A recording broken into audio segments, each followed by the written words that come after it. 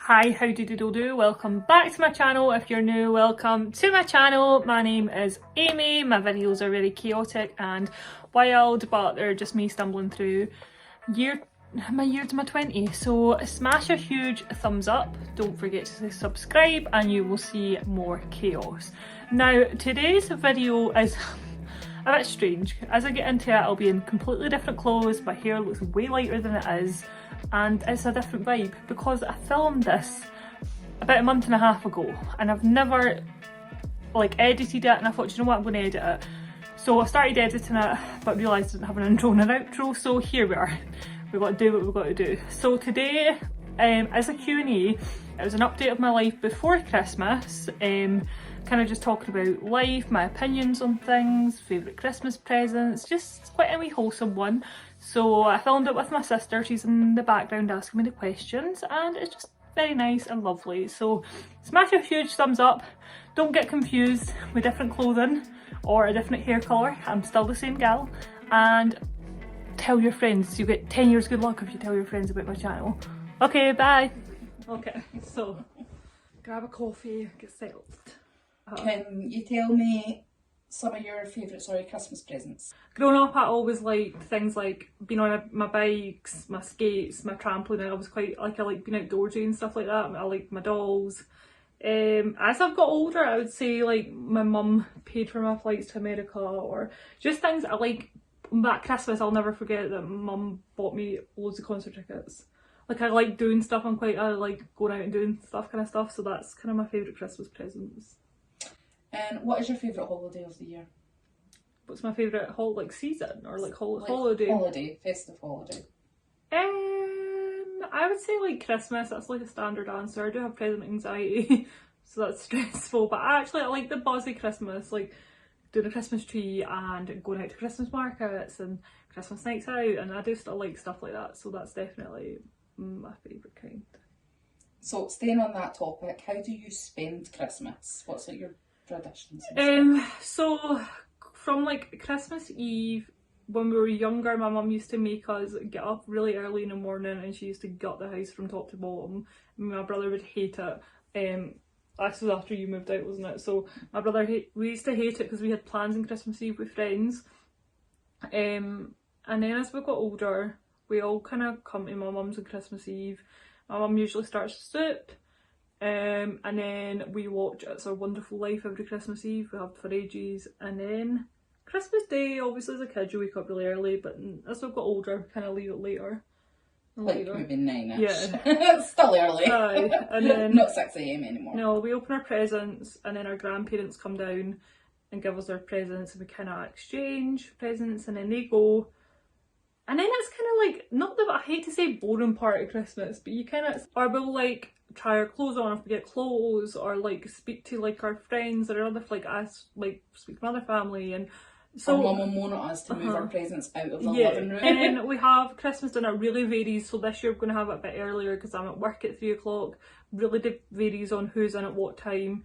And then we will sit for a bit, and then our family usually have like a get together later on at night or after they've had Christmas dinner. So we go there and we'll either get drunk or we won't. It just really depends, and that's kind of our tradition. Do you miss Asda? I miss being fit and active from Asda. Like, I went from doing 20,000 steps each shift to now basically doing no steps in my new job. I miss the people of Asda. Like, I miss the buzz of picking and like being around people, but accompanying job wise, no, I don't miss it. So what is your current job? So my current job is I work with adults that have additional needs and I go in and support them each day, and it's the most amazing job in the world and I love it, and I love the people I work with and I love our service users, and yeah, wouldn't change it. So following on to that, someone else has asked, what's it like being a carer, and what do you think it would be like if you were getting cared for? So I get people ask me that all the time, like what's it like caring for someone, and I always say the way I look at it is these guys are just people that might need extra help, and you are essentially, obviously you're helping them with personal care and that, but you're essentially just socialising with them and making them not feel as lonely or like they're a part of something. So for me, because I'm quite a sociable person, it just comes second nature. I don't ever think it as I'm a carer, I think of it as I'm a human being, and I enjoy spending time with my service users. Like I actually really enjoy them as people, so it doesn't feel like a job. I always sit there and think that there could be a possibility one day I could have an accident, something bad could happen. Do you ever wonder what life would be like if you were born somewhere or sometime else? Yeah, I wonder that all the time. I wonder it about everything in life. I wonder what would happen if I was born in America, or if I wasn't born at all, or I wonder like if I didn't download Hinge, I would never have met Greg. If I didn't go apply to Coatbridge, I'd never met everybody I met. Like, I always wonder what if. I'm such a wanderer into these kind of things. So yeah, I do. Okay, so what made you want to study your degree? So your degree was obviously in drama and performance. So when I was in school, I was really interested in history and really interested in drama. There were the two subjects I never got bored of.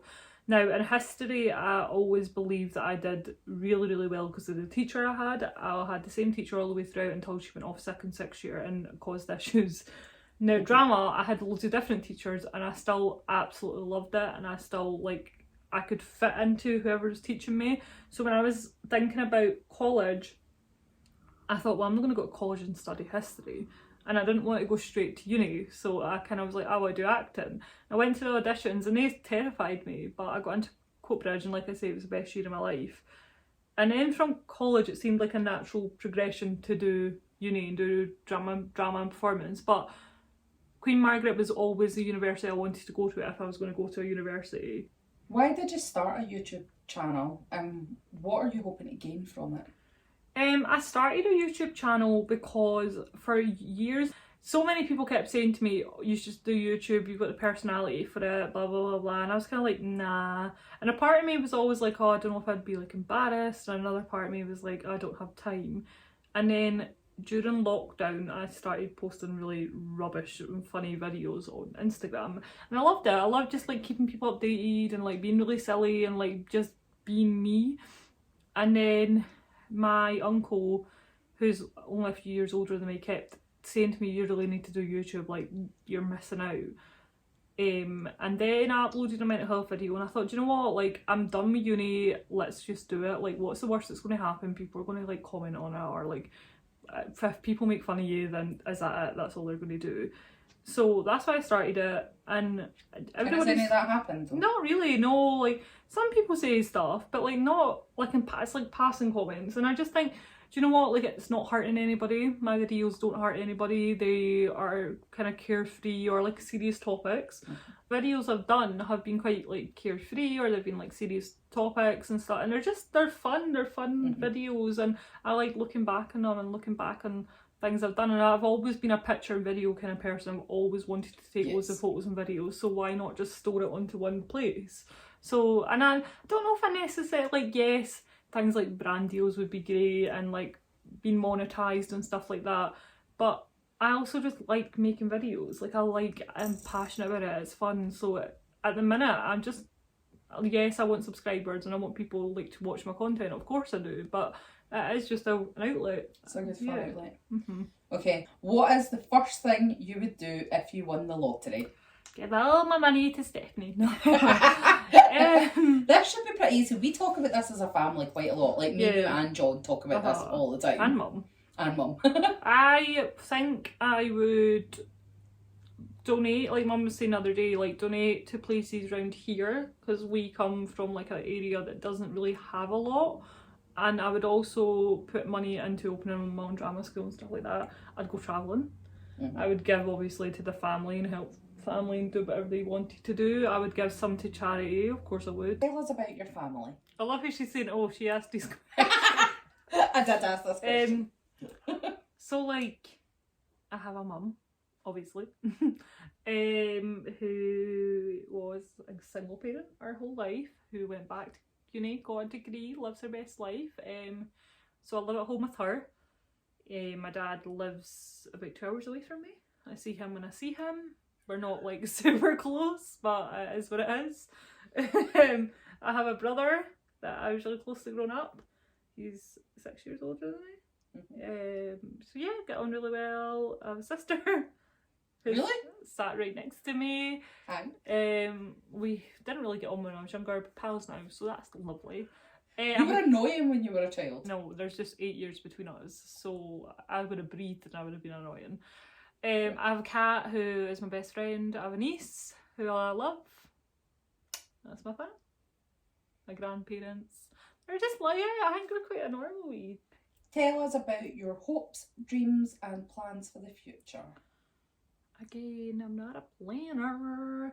I just hope that I am living a job I love. Yes, money would be great. I'm not going to sit here and say I wish I was poor my whole life. Like, I want to be in a comfortable position, but I also want to do a job I love. I hope I'm still with Greg and we're thriving. I hope Dusk is alive forever and ever. Yeah, I want to live in Glasgow. I want to move there and live and experience that, because a lot of my friends live in Glasgow. And there's no really time limit on it. I just, at some point, I want to travel. I want to just live a free life and not feel constricted by the area I'm from or by being from a single parent household. Like, I don't like the, what's the word? The pigeonholes that you're put in. Yeah, the pigeonholes you're put in society. You want to break the mold. Yeah, I just want to like live my life for me. So that's kind of, I don't really have plans. Give us some of your unpopular opinions. An opinion you've got on something that's unpopular. I think a lot of cancel culture can be incredibly toxic and actual very bad for the world. Like, I understand that things need to be brought up from the past, and I understand people need to be held accountable and change does need to happen, but I think cancelling the world or cancelling celebrities or cancelling each other for having a difference of opinion is actually proven to be way worse than just having a different opinion from people. Like, I don't have to have the same opinion of you, but it doesn't make me a bad person, and it doesn't mean that I need to be cancelled for it. I think there's a way to educate people on something that you might not agree with, but there's no need to cancel them or like say that they're a horrible person or be horrible about them online, because in doing so you're actually creating a larger issue. So that's, I suppose, a popular opinion. Cancel culture, I just do not believe works. So okay, so that is the end of that video. I actually had so much fun filming it. It was quite nice to look back on when I was editing it just there to see that I, like, the way I answered some questions and stuff, because obviously a month and a bit later my life changed a bit more, so it was quite nice to see that. Please remember, my new days of posting are Wednesday and Saturday. I'm hovering really awkwardly here, by the way, because I'm trying to film the outro quite quick.